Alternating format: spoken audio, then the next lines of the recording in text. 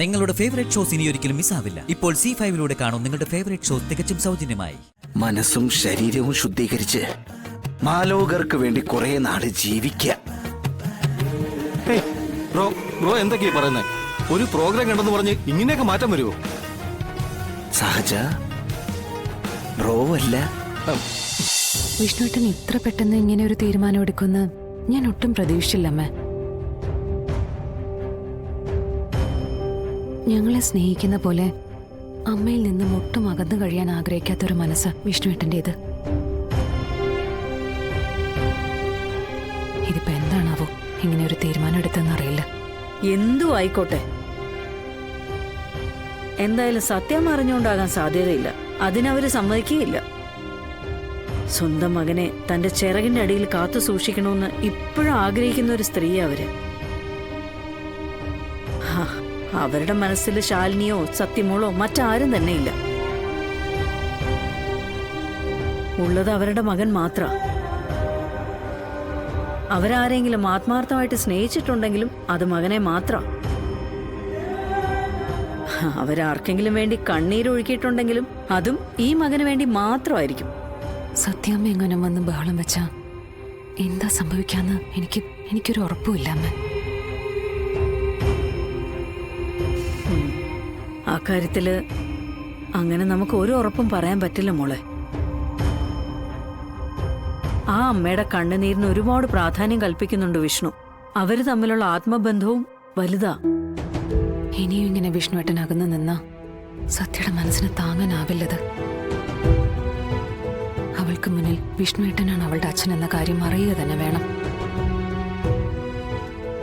പക്ഷെ അതിന് നമ്മുടെ മുന്നിലുള്ള വഴി അതാ ഇപ്പൊ എന്നെ ഏറ്റവും കുഴയ്ക്കുന്നത്. ശാലിനി, നീ ഇപ്പൊ മറ്റൊന്നും ആലോചിക്കണ്ട. വിഷ്ണു പറഞ്ഞ പോലെ ഒരു വീട്ടിൽ ഒരുമിച്ച് താമസം തുടങ്ങ്. നിങ്ങൾ മാത്രമായിട്ടുള്ള ലോകത്ത് നിങ്ങളുടേതായ പ്രശ്നങ്ങൾ ചർച്ച ചെയ്തു വരുമ്പോ ഇപ്പൊ നിന്നെ ബുദ്ധിമുട്ടിച്ചുകൊണ്ടിരിക്കുന്ന പ്രശ്നങ്ങൾക്കൊക്കെ പരിഹാരമാകും. കണ്ണ് നൽകിയ ദൈവം നിന്റെ കണ്ണുനീര് കാണാതിരിക്കില്ലല്ലോ മോളെ. എല്ലാം മറന്ന് സന്തോഷമായിട്ട് ജീവിക്കാൻ നോക്കും. എന്റെ സന്തോഷത്തിന് വേണ്ടിയല്ല, സത്യയുടെ സന്തോഷത്തിന് വേണ്ടിയാ ഞാൻ ഇങ്ങനൊരു തീരുമാനം എടുത്തത്. അവൾക്ക് അച്ഛനെ വേണം. അതിന് അവൾക്ക് നമ്മൾ അവളുടെ സ്വന്തം അച്ഛനെ തന്നെ കൊടുക്കുക. ഇതറിയുമ്പോ അവൾ എന്തുമാത്രം സന്തോഷിക്കുമെന്നറിയോ? ജീവിതത്തിൽ ഏറ്റവും അധികം സന്തോഷിക്കുന്ന നിമിഷവും ഇത് തന്നെ ആയിരിക്കും.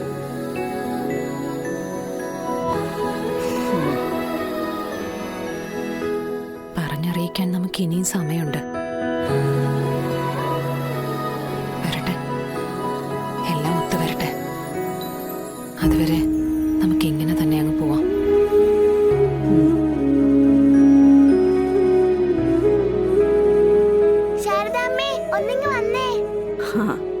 വിളി തുടങ്ങി.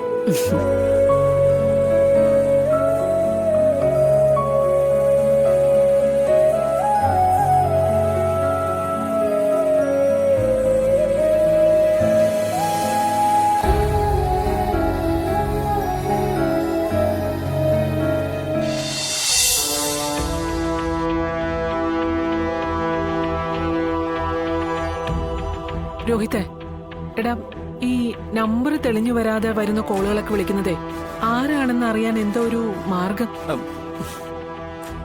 കഴിയുന്നതും അത് എടുക്കാതിരിക്കുന്നതാ ബുദ്ധി. ഒന്നുകിൽ അത് ഏതെങ്കിലും ഇന്റർനാഷണൽ കോളായിരിക്കും, അല്ലെങ്കിൽ ഫേക്ക് കോളായിരിക്കും.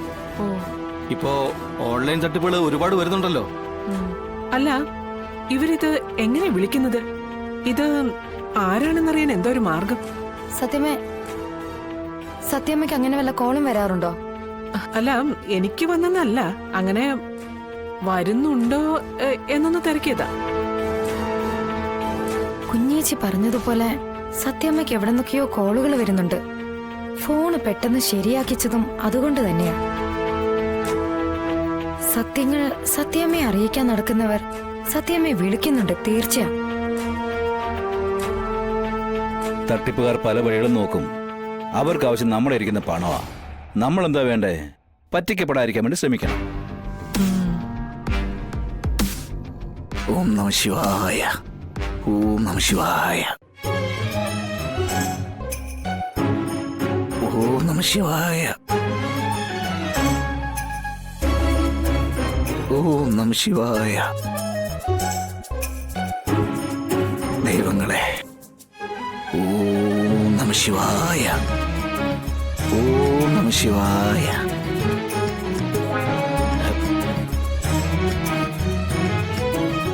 ഓം നമ ശിവായ. ഓം നമ ശിവായ. എന്തോട് ഇതെന്ത് വേഷം? മക്കളെ,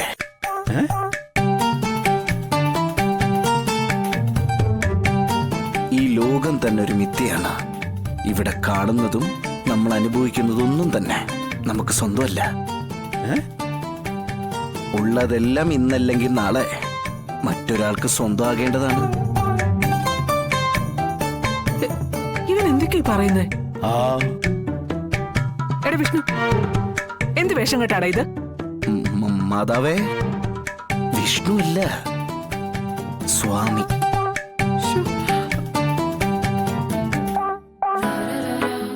നമ്മൾ കണ്ടതും കേട്ടതും അല്ല സത്യങ്ങൾ. അല്പം മുമ്പ് TV കണ്ട ആ സന്യാസിയുടെ വാക്കുകൾ നമ്മെ വല്ലാണ്ടങ്ങ് ആകർഷിച്ചിരിക്കണു. നമ്മുടെ മനസ്സിനെ കീഴ്പ്പെടുത്തി. നാം അദ്ദേഹത്തിന്റെ നമ്പർ കണ്ടുപിടിച്ച് കുറേ നേരം സംസാരിച്ചു.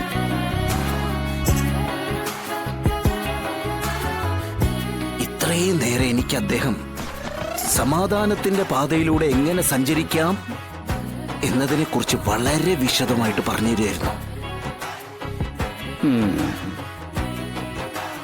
അത് കേട്ട് കഴിഞ്ഞപ്പോ ഈ നാടും വീടും നഗരവും വിട്ട് ശാന്തിയുടെയും സമാധാനത്തിന്റെയും ലോകത്തേക്ക് പോകണമെന്ന് മനസ്സ് മന്ത്രിച്ചു.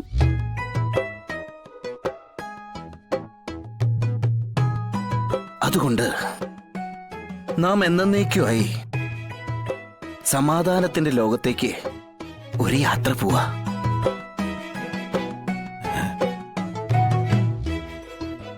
നമ്മെ തടയരുത്, തിരിച്ചു വിളിക്കുകയും ചെയ്യരുത്.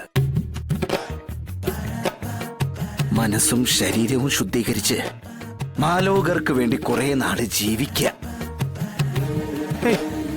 ബ്രോ എന്തൊക്കെയാ പറയുന്നേ? ഒരു പ്രോഗ്രാം കണ്ടെന്ന് പറഞ്ഞ് ഇങ്ങനെയൊക്കെ മാറ്റം വരുമോ?